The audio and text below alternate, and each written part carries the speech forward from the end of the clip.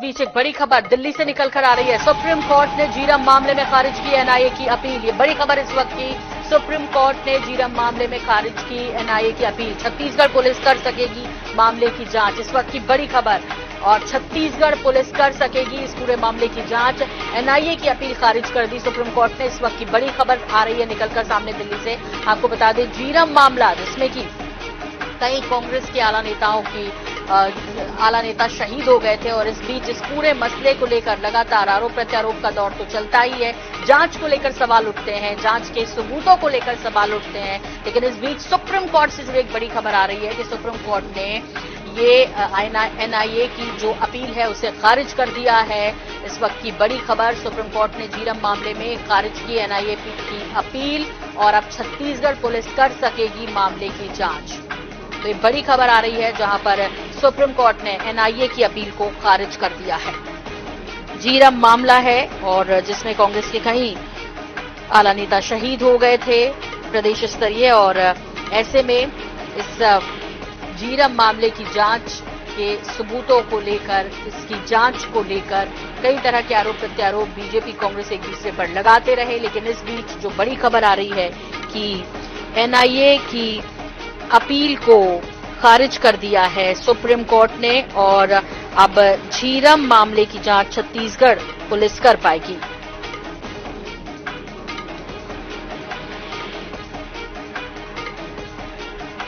तो बड़ी खबर इस वक्त की आपको बता दें, सुप्रीम कोर्ट ने एनआईए की अपील खारिज की और अब छत्तीसगढ़ पुलिस कर पाएगी जांच इस पूरे मसले की, झीरम कांड की।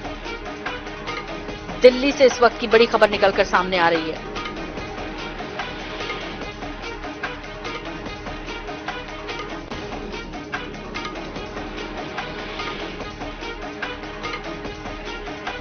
तो छत्तीसगढ़ पुलिस कर सकेगी इस पूरे मामले की जांच, इस वक्त की बड़ी खबर दिल्ली से निकलकर आ रही है। जिस तरह का नक्सलियों ने तांडव मचाया था झीरम में, उसके बाद पूरा देश हिल गया था इस घटनाक्रम को लेकर, और उसकी जांच को लेकर इस वक्त बड़ा अपडेट निकल कर आ रहा है दर्शकों, जहां पर छत्तीसगढ़ पुलिस कर पाएगी मामले की जांच। फिलहाल एनआईए की जो अपील है उसे खारिज कर दिया गया है।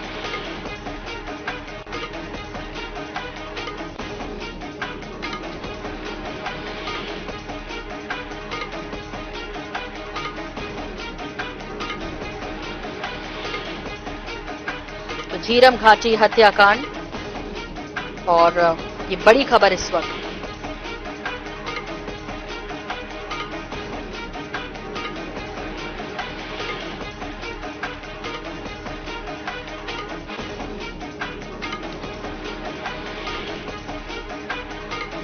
तो झीरम मामला जघन्य हत्याकांड, जब 33 लोगों की हुई थी निर्मम हत्या, नक्सल कमांडर ने,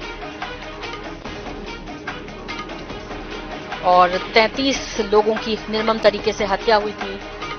सुप्रीम कोर्ट के अधिवक्ता सुधीर श्रीवास्तव इस वक्त हमारे साथ जुड़ गए हैं, उनसे और जानकारी लेंगे। सुधीर जी, आपसे समझना चाहेंगे कि एनआईए की जो अपील थी इसे कोर्ट ने खारिज कर दिया, सुप्रीम कोर्ट ने, और छत्तीसगढ़ पुलिस अब इस मामले की जांच कर पाएगी। आपसे समझना चाह रहे हैं विस्तार के साथ इस पूरे मसले को।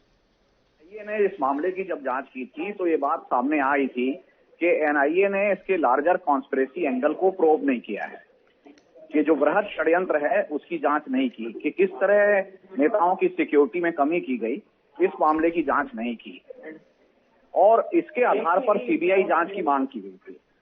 बाद में केंद्र सरकार ने सीबीआई जांच से भी इनकार कर दिया। तब छत्तीसगढ़ सरकार ने जितेंद्र मुदलियार के तरफ से एक एफआईआर दर्ज की गई थी, और जितेंद्र मुदलियार की एफआईआर पर छत्तीसगढ़ सरकार पुलिस जांच कर रही थी। इसको एनआईए ने चुनौती दी, और वही अपील जो एनआईए ने दाखिल की थी सुप्रीम कोर्ट में कि इसकी जांच छत्तीसगढ़ पुलिस नहीं कर सकती, वो आज सुप्रीम कोर्ट ने खारिज कर दी है। तो इसका अर्थ ये हुआ है कि अब छत्तीसगढ़ पुलिस जितेंद्र मुदलियार की जो बृहद षड्यंत्र की एफआईआर है उस पर जांच कर सके। जी, तो क्या सुधीर जी, अब चूंकि छत्तीसगढ़ पुलिस इस मामले की जांच कर सकेगी, और जो एक रहस्य बना हुआ है अब तक इस जघन्य हत्याकांड के बीच, उसकी उम्मीद की जानी चाहिए। हालांकि जांच को लेकर भी सवाल उठते रहे सुधीर जी। देखिए, लगातार जांच को केंद्र सरकार ने बाधित किया है, और किसी भी तरीके से ये जांच आगे ना हो। और आज इस पर कि एनआईए की अपील खारिज होना पहली बड़ी वो है, जिससे कि अब छत्तीसगढ़ पुलिस को इस मामले की तह तक जाने का मौका मिलेगा। जी, हालांकि मैं जितेंद्र मुदलियार की तरफ से इस मामले में था। मैं सरकार से अपील करूंगा कि इसमें सक्षम अधिकारियों की टीम लगाई जाए, जिससे कि वो बिना किसी भय के इस मामले की तह तक जाए। जी, सुधीर जी, हालांकि ये शंका भी जाहिर करते रहे और ये कहते रहे कि यदि स्थानीय पुलिस करती है तो इसे प्रभावित करेगी।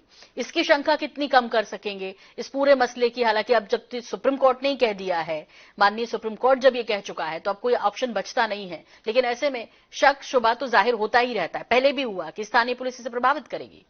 किसी को अगर शक शुबा है तो वो इसके कोर्ट की निगरानी में जांच की मांग भी कर सकता है। हम उसके लिए भी तैयार हैं। मुद्दा यह है कि इसके वृहद षड्यंत्र की जांच होनी चाहिए, जो अभी तक नहीं हुई है। अगर वो कोई कोर्ट की निगरानी में होती है तो भी बहुत अच्छा बात है, कोई उसमें वो नहीं है आपत्ति। जी, बहुत बहुत शुक्रिया सुधीर जी हमसे बात करने के लिए। सुधीर श्रीवास्तव, अधिवक्ता सुप्रीम कोर्ट, हमारे साथ जुड़े थे। और आपको बता दें कि जिस तरह से ये जघन्य हत्याकांड हुआ था, एक देश के सबसे बड़े राजनीतिक हत्याकांड के रूप में इसे देखा जाता है, और जिसे झीरम में खूनी खेल खेलते हुए देश के सबसे बड़े राजनीतिक हत्याकांड को अंजाम दिया गया था, उस मसले पर इस वक्त की बड़ी खबर आ रही है। सुप्रीम कोर्ट ने एनआईए की अपील को खारिज कर दिया है और अब छत्तीसगढ़ पुलिस कर सकेगी इस मामले की जांच। आपको बता दें कि इस हमले में छत्तीसगढ़ कांग्रेस के शीर्ष नेतृत्व सहित 33 लोगों की नक्सलियों ने निर्मम तरीके से हत्या की थी। और आज भी झीरम हमले की ये जो पूरा मामला है, पूरी घटना है, इसमें कौन था मुख्य षड्यंत्रकारी, ये रहस्यमय बना हुआ है। इस बीच केंद्र और राज्य सरकार दोनों के बीच कई बार आरोप प्रत्यारोप का लंबा दौर चला, लेकिन इस बीच अब ये जो जानकारी मिल रही है कि छत्तीसगढ़ पुलिस इस मामले की जांच कर सकेगी। जब इस पूरे घटनाक्रम को अंजाम दिया गया था तो झीरम में 800 नक्सलियों की मौजूदगी थी। सोचिए कि किस कदर खुफिया तंत्र की पोल खुली होगी कि इतनी बड़ी संख्या में नक्सली पहुंचते हैं, बाकायदा पूरी चेन बिछाते हैं और इतने बड़े घटनाक्रम को अंजाम देते हैं और किसी को पता तक नहीं चलता। कांग्रेस की परिवर्तन यात्रा को निशाना बनाया गया था। धनंजय सिंह ठाकुर हमारे साथ जुड़ रहे हैं, कांग्रेस प्रवक्ता। धनंजय जी, किस तरह देख रहे हैं, छत्तीसगढ़ पुलिस अब कर सकेगी इस मामले की जांच? एनआईए की अपील को खारिज कर दिया सुप्रीम कोर्ट ने।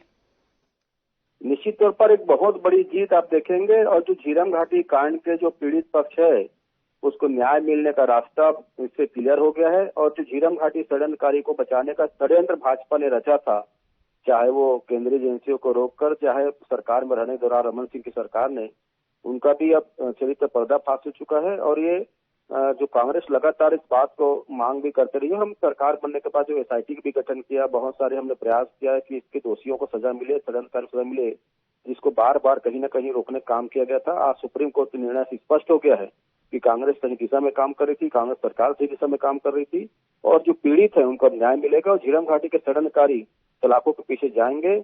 और जो एक काला षड्यंत्र जो रखा था सत्ता पाने के लिए, जो परिवर्तन यात्रा को जो हमला करवाया गया था, वो लोग बख्शे नहीं जाएंगे, सबको सजा मिलेगी। जी बिल्कुल। हालांकि धनंजय जी, एनआईए की जांच पर सवाल उठाते रहे। दूसरी तरफ जो दूसरा पक्ष है वो ये कहता रहा कि हम उम्मीद नहीं करते, क्योंकि जब तक विपक्ष में थे तब तक तो सबूत होने की बात करते थे, लेकिन अब किसी तरह की बात नहीं करते हैं झीरम को लेकर, तो खुद नहीं चाहती है कि कांग्रेस की इसका सच सामने आए। बीजेपी आरोप लगाती रही है। देखिए, बीजेपी तो भारतीय जनता पार्टी एक ऐसा दल है जो षड्यंत्रकारी को बचाने के लिए न्यायालय गया था कि झीरम घाटी कांड की जांच नहीं होनी चाहिए।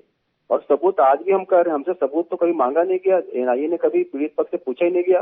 तो भारतीय जनता पार्टी के पेट में दर्द क्यों होता है? झीरम घाटी कांड की जांच हो गई तो षड्यंत्रकारी जेल जाएंगे, पर भाजपा नेताओं की बेचैनी बताती है कि षड्यंत्र के पीछे भाजपा नेताओं की बड़ी भूमिका है षड्यंत्रकारी को बचाने की, और उसका रास्ता अब साफ हो गया है। जो षड्यंत्रकारी जेल में जाएंगे, सारे सबूत अब छत्तीसगढ़ पुलिस को दिया जाएगा और जो पीड़ित पक्ष उसको न्याय मिलेगा। ठीक, संजय श्रीवास्तव जी भी हमारे साथ जुड़ गए, बीजेपी प्रवक्ता। संजय जी, धनंजय सिंह ठाकुर जी हमारे साथ जुड़े हुए हैं, और इधर सुप्रीम कोर्ट ने भी कह दिया कि भाई इस पूरे मसले की जांच अब छत्तीसगढ़ पुलिस करेगी। एनआईए की अपील को खारिज कर दिया है। इधर धनंजय जी कह रहे हैं कि बीजेपी चाहती ही नहीं थी। मुख्यमंत्री भूपेश बघेल कई बार कह चुके हैं कि ना जांच करने दे रहे हैं और ना कर रहे हैं, रोक के रखे हुए हैं, मामला अटका के रखे हुए हैं। क्या कहेंगे? देखिए, मुझे ऐसा लगता है सुप्रीम कोर्ट ने जो भी निर्णय दिया है, मैं तो अभी सुप्रीम कोर्ट के उस डायरेक्शन को देखा नहीं हूं मैंने, लेकिन फिर भी यदि इस बात को मैं मानूं कि इस तरह की चीजें हुई हैं, तो मुझे लगता है ठीक है, जो सुप्रीम कोर्ट का जो निर्देश होगा उसका पालन निश्चित रूप से करेगा, उसके खिलाफ में हमारी कहीं कोई विषय नहीं है। लेकिन एनआईए अपनी अपील कहाँ कर सकता है, क्या नहीं कर सकता है, ये तो उनका टेक्निकल विषय है। लेकिन एक बात सत्य है कि जीरम के विषय को लेकर जिस तरीके से छत्तीसगढ़ पुलिस जांच करना चाहती है, लेकिन उसके पहले एक विषय और था कि एक सदस्य जो प्रशांत मिश्रा जी की जो न्यायिक कमेटी बनी थी, उसके रिपोर्ट को सामने रखने में, सदन के पटल पर या आम जनता के बीच में रखने में आखिर भूपेश बघेल की सरकार क्यों डर रही है? यदि रिपोर्ट सबमिट हो गई है तो उसको तो सदन पर रखना चाहिए था। एनआईए के विषय में आपकी आपत्ति है, आप कोर्ट जा रहे हैं, कोर्ट क्या निर्णय कर रहा है, एनआईए के पक्ष में कर रहा है, आपके पक्ष में कर रहा है, एक अलग विषय है। लेकिन जो रिपोर्ट्स आ गई हैं उसको आखिर कांग्रेस सार्वजनिक क्यों नहीं कर रही है, विधानसभा के पटल पर क्यों नहीं रख रही, ये भी एक विषय है।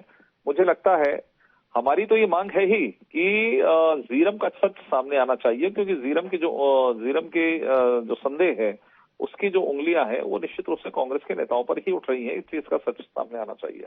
जी, हालांकि कांग्रेस कहती रही कि कुछ ना कुछ छुपाने की कोशिश करती है बीजेपी इसमें, और इसीलिए एनआईए की जांच जो है अब तक अटकी हुई है, कुछ सामने आया नहीं।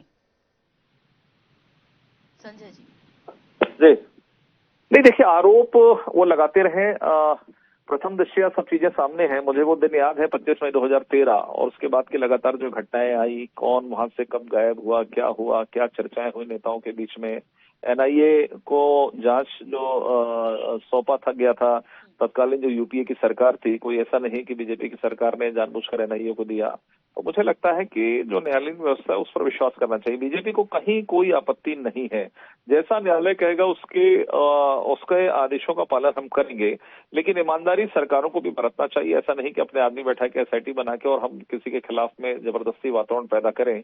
ये भूपेश बघेल की सरकार ने शुरुआती दौर पर किया था, आपको याद होगा।